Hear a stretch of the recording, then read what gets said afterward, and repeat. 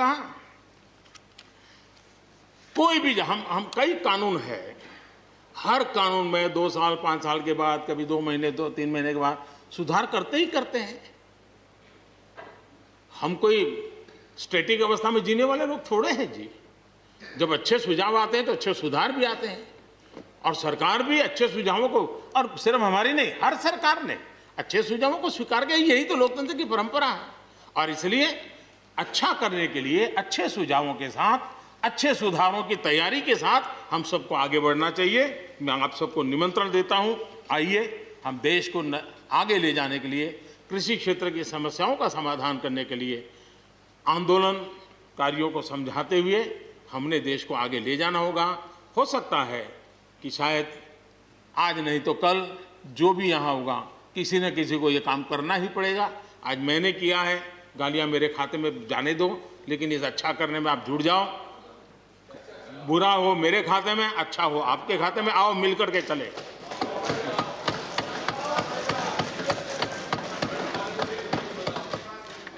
और मैं लगातार, हमारे कृषि मंत्री जी लगातार किसानों से बातचीत कर रहे हैं, लगातार मीटिंगें हो रही हैं, और अभी तक कोई तनाव पैदा नहीं हुआ है। एक दूसरे की बात को समझने का, समझाने का प्रयास चल रहा है। और हम लगातार आंदोलन से जुड़े लोगों से प्रार्थना करते हैं कि आप आंदोलन करना आपका हक है, लेकिन इस प्रकार से बुजुर्ग लोग वहाँ बैठे, ये ठीक नहीं है। आप उनको सबको ले जाइए, आप आंदोलन को खत्म कीजिए। आगे बढ़ने के लिए मिल बैठ करके चर्चा करेंगे, रास्ता खुले है। ये सब हमने कहा है। मैं आज भी इस सदन से माध्यम से भी निमंत्रण देता हूं। आदरणीय सभापति जी, ये बात निश्चित है, हमारी खेती को खुशहाल बनाने के लिए फैसले लेने का ये समय है। इस समय को हमने गंवा नहीं देना चाहिए। हमें आगे बढ़ना चाहिए, देश को पीछे नहीं ले जाना चाहिए। पक्ष हो, विपक्ष हो, आंदोलनरत साथी हो, इन सुधारों को हमने मौका देना चाहिए और एक बार देखना चाहिए कि इस परिवर्तन से हमें लाभ होता है कि नहीं होता है। कोई कमी हो तो उसको ठीक करेंगे, और कहीं ढिलाई है तो उसको कसेंगे। ऐसा तो है नहीं कि सब दरवाजे बंद कर दिए बस। और इसलिए मैं कहता हूं, मैं विश्वास दिलाता हूं कि मंडियां अधिक आधुनिक बने, अधिक प्रतिस्पर्धी होगी। इस बार बजट में भी उसके लिए हमने प्रावधान किया है। इतना ही नहीं, एमएसपी है, एमएसपी था, एमएसपी रहेगा। इस सदन की पवित्रता समझे हम।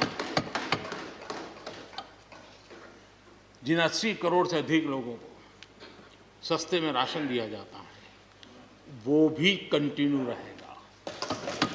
इसलिए मेहरबानी करके भ्रम फैलाने के काम में हम न जुड़े, क्योंकि हमको देश ने एक विशिष्ट जिम्मेवारी दी है। किसानों की आय बढ़ाने के जो दूसरे उपाय हैं, उन पर भी हमें बल देने की जरूरत है। आबादी बढ़ रही है, परिवार के अंदर सदस्यों की संख्या बढ़ रही है, जमीन के टुकड़े छोटे होते जा रहे हैं।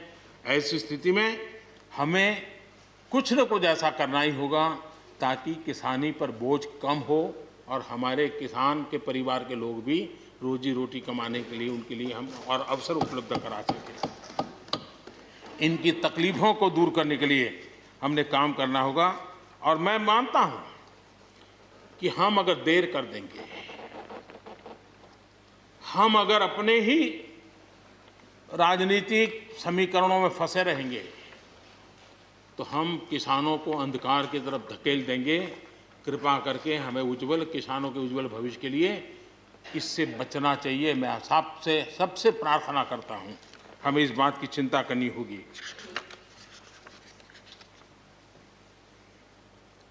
आदरणीय सभापति जी, डेयरी और पशुपालन हमारे कृषि क्षेत्र के साथ बढ़ावा देने की जरूरत है ताकि हमारा किसान पगभर हो। उसी प्रकार इसी काम के लिए हमने फूट एंड माउथ डिसीज के लिए एक बहुत बड़ा अभियान चलाया है ताकि वो किसान को या पशुपालक जो बाय एंड लार्ज किसानी से जुड़ा हुआ रहता है उसको भी लाभ होगा। हमने फिशरीज को भी एक अलग बल दिया, अलग मिनिस्ट्री बनाई और 20,000 करोड़ रुपए मत्स्य संपदा योजना के लिए लगाया है ताकि ये पूरे क्षेत्र को एक नया बल मिले।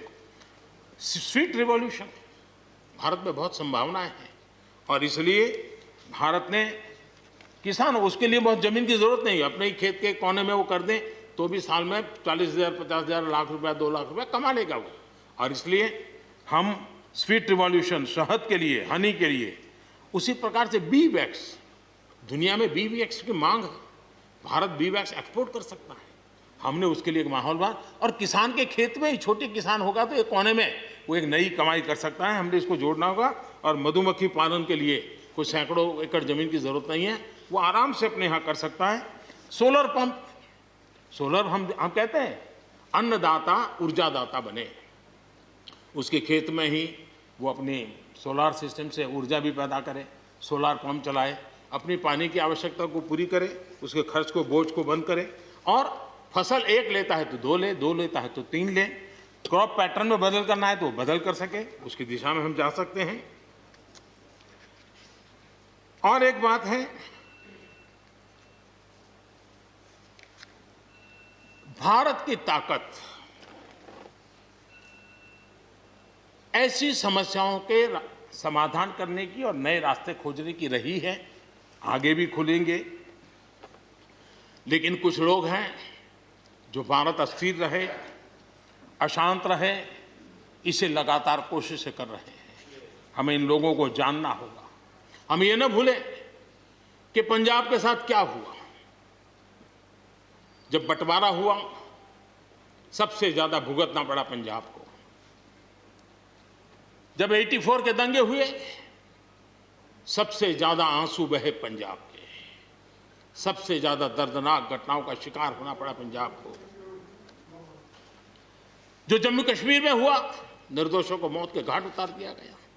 जो नॉर्थ ईस्ट में होता रहा, आए दिन बम, बंदूक और गोलियों का कारोबार चलता रहा। ये सारी चीजों ने देश को किसी न किसी रूप में बहुत नुकसान किया है। इसके पीछे कौन ताकतें हैं, हर समय हर सरकारों ने इसको देखा है, जाना है, परखा है। और इसलिए हमें उस जज्बे से इन सारी समस्याओं के समाधान के लिए हम तेजी से आगे बढ़े। और हम ये न भूलें कि कुछ लोग हमारे, खास करके पंजाब के, खास करके सिख भाइयों के दिमाग में गलत चीजें भरने में लगे हैं। ये देश हर सिख के लिए गर्व करता है।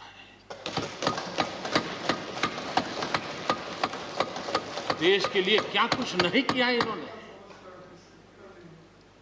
उनका जितना हम आदर करें उतना कम है।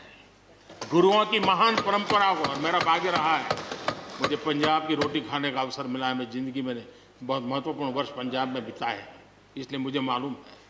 और इसलिए जो भाषा उनके लिए कुछ लोग बोलते हैं, उनको गुमराह करने के जो लोग प्रयास करते हैं, इससे कभी देश का भला नहीं होगा। और इसलिए हमें इन दिशा में चिंता करने की आवश्यकता है। आदरणीय सभापति महोदय, हम लोग कुछ शब्दों से बड़े परिचित हैं। श्रमजीवी, बुद्धिजीवी, ये सारे शब्दों से परिचित हैं।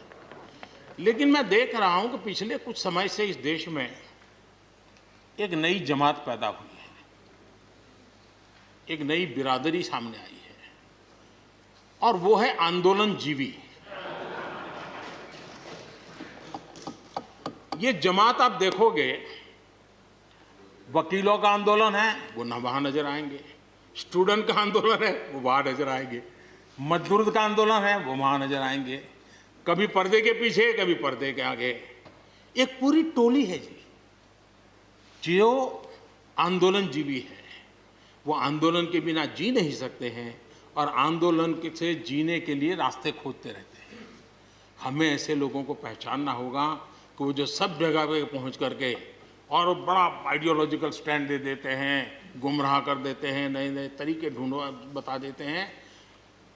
देश आंदोलनजीवी लोगों से बचे, इसके लिए हम सबको, और ये उनकी ताकत है। उनका क्या है, खुद खड़ा नहीं कर सकते चीजें, किसी की चल रही तो जाके बैठ जाते हैं, वो अपना जो जितने दिन चले चल जाता है उनका। ऐसे लोगों को पहचानने की बहुत आवश्यकता है। ये सारे आंदोलनजीवी परजीवी होते हैं।